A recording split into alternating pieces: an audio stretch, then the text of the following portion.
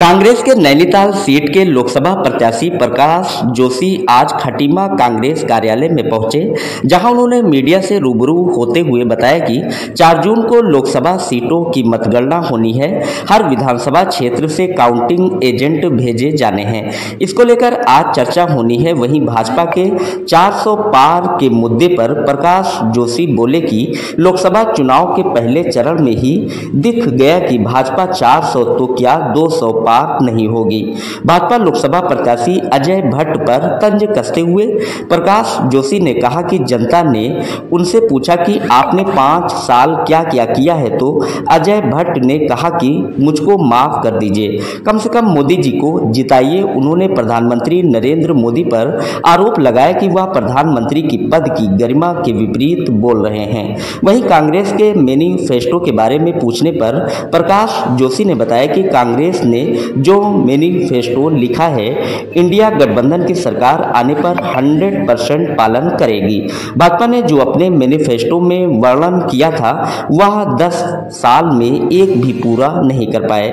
इस मौके पर खटीमा विधायक भुवन कापड़ी, नैनीताल सीट के पूर्व विधायक संजीव आर्य और कई स्थानीय कांग्रेसी नेता मौजूद थे। उधम सिंह नगर खटीमा से ईश्वर सिंह की खास रिपोर्ट। सभी लोगों ने जहां करा सकते थे, और सबने अपने अपने बूथों में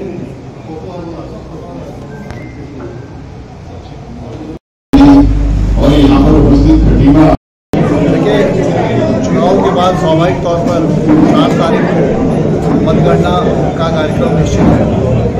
और मतगणना जब होनी है, हर विधानसभा से मतगणना के जो हमारे काउंटिंग एजेंट्स हैं, उन लोगों को वहाँ मतगणना के लिए जाना होगा।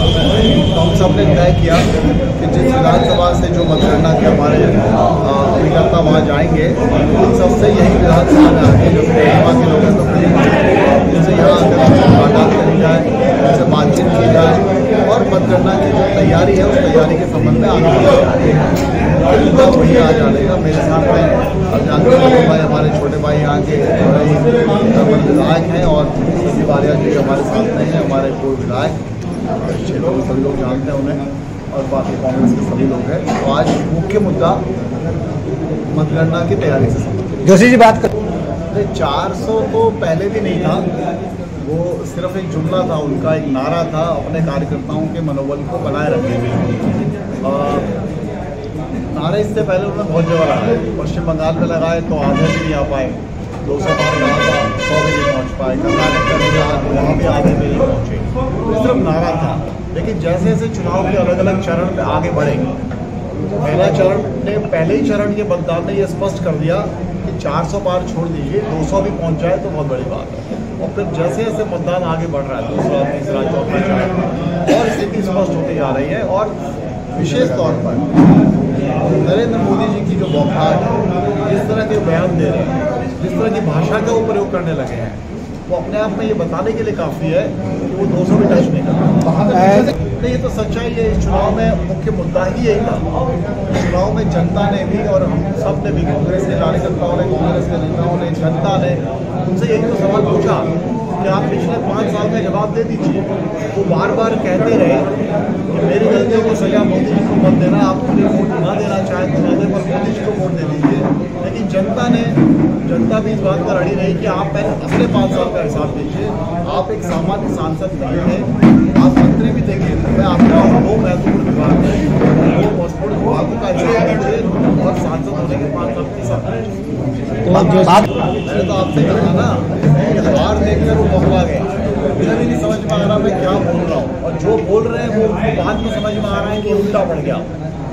अब वो मंगलसूत्र भी कह रहे हैं, वो मछली भी कह रहे हैं, वो मटन भी कह रहे हैं, वो भैंस कह रहे हैं। प्रधानमंत्री स्तर का व्यक्ति, ये भारत देश का प्रधानमंत्री है, आप भैंस की बातें कर रहे हैं, हम किस तरह की बातें कर रहे हैं, कौन सी क्या किस स्तर पे जा रहे हैं आप? तो अपने आप में साबित कर रहा है कि भारतीय जनता पार्टी पूरी तरह से इस बार पराजित होने वाली है और सरकार इंडिया गठबंधन की बनेगी। किस ज़्यादा बात देखिए, कांग्रेस ने पहले भी जब हमारी यूपीए की सरकार थी, मनमोहन सिंह की सरकार थी, पूरे देश में किसानों का कृषि माफ करने की बात की, ठीक है। 72,000 करोड़ रुपया उसमें माफ़ किया गया था। उसके अलावा रोजगार की जब बात है तो मनरेगा जैसी स्कीम हम लोग लाए। आज तक कांग्रेस पार्टी का जो रिकॉर्ड रहा है, जो हमने कहा है, कांग्रेस पार्टी ने अपने मैनिफेस्टो में जो बोला है, जो वचन दिए हैं, जो एक संकल्प जनता के सामने लिया है, उसको हमेशा पूरा किया। ये हमारा रिकॉर्ड रहा है। हम झूठे नहीं हैं, झूठे तो नरेंद्र मोदी जी हैं। 2014 में आए थे, 15 लाख रुपए सबके खाते में आएंगे, काला धन वापस लाएंगे, 2 करोड़ रोजगार देंगे, ये सब किसने कहा था? पेट्रोल डीजल सस्ता हो जाएगा, ये सब उन्होंने कहा था। इसमें से एक भी वचन संकल्प को पूरा नहीं कर पाए, एक भी अपनी बात पर पूरा नहीं है। उल्टा मजाक की बात में और बोल दिया अमित शाह जी ने, वो झूठ लेते। तो इसलिए कांग्रेस ने जो भी बातें अपने मैनिफेस्टो में लिखी है, कांग्रेस की जो भी न्याय योजनाएं हैं, 100% जब सरकार अभी बनने जा रही है, निश्चित तौर पर बन रही है, बनने के बाद तुरंत बाद इन योजनाओं को हम लागू करेंगे। आदरणीय राहुल गांधी जी ने कहा है कि 15 अगस्त से 30 लाख जो सरकारी नौकरियां जो खाली पड़ी है केंद्र सरकार में, उसकी भर्ती प्रक्रिया शुरू हो जाएगी। राहुल गांधी ने खुद कहा है, तो आप जानते हैं कि जो कहा है वो होगा। देखिए, ये तो हम बार बार कहते आए हैं, कांग्रेस पार्टी का नेतृत्व भी कहता आया है। अपने अपने स्तर पर हमारे सभी साथियों ने इस बात को कहा है कि मुख्यमंत्री जी वो प्रदेश में, प्रदेश की जनता ने जैसे भी आप कह लीजिए, हालांकि उनको नहीं चुना हुआ, उनको थोपा गया, वो यहाँ से चुनाव हार के गए। हमारे छोटे भाई मोहन काबली जी ने उनको बुरी तरह से हरा के भेजा है। तो जनता की इच्छा तो ये थी कि वो विधानसभा तक ही ना पहुँचे, सच्चाई है। और फिर भी भारतीय जनता पार्टी ने उनको थोप कर एक मुख्यमंत्री बना दिया। जो बनाया ये उनका निर्णय है, उस पर टिप्पणी नहीं कर सकते, पर बनाया है। अब बन गए हो तो कम से कम मुख्यमंत्री का काम तो कर लो। आप मुख्यमंत्री वाला काम भी नहीं करेंगे, आप सिर्फ आपको योगी आदित्यनाथ के साथ कंपटीशन करना है। आप योजनाएं वगैरह बिल्कुल उनकी तरफ कॉपी पेस्ट करते हो, आप उनकी तरह दूसरे राज्यों में प्रचार के लिए जाना चाहते हो। कभी एक मुख्यमंत्री का दिख रहा था मध्य प्रदेश के, रोड शो कर रहे थे, 4 आदमी नहीं थे उस रोड शो के, खाली हाथ मिला रहे थे। वैसे ही हाल इनका है, कोई इनको सुनने नहीं आता है। इस चुनाव के अंदर, हम लोकसभा के इस चुनाव के अंदर हमने खुद ने देखा किस तरह से वर्तमान मुख्यमंत्री वो अपना मतलब उन्होंने किस तरह का दबाव बनाया प्रशासन का। रोज आए दिन मुकदमे यहाँ दर्ज होते रहे, वो कितने दिन यहाँ पड़े रहे, उससे आप समझ लीजिए। एक मुख्यमंत्री स्तर का आदमी जिसको पूरे प्रदेश में 70 विधानसभा 5 लोकसभा में जाकर प्रचार करना होता है, 15-20 दिन के प्रचार में कितने दिन खटीमा में रहे और कितने दिन इस लोकसभा में पूरे में रहे। इससे आप अंदाजा लगा लीजिए कि क्या स्थिति बनी होगी।